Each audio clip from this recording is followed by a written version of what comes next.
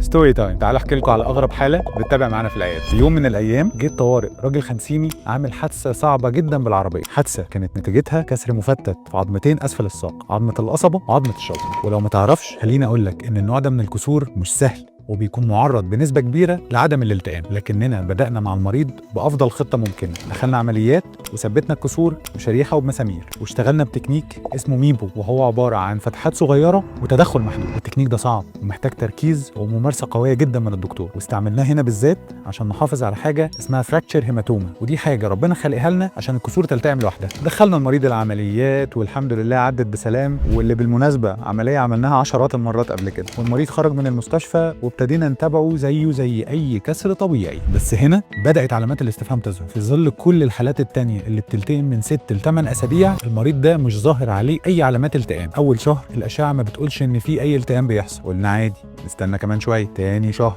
برضه مفيش جديد. تالت شهر يعدي وبدانا نقلق بجد.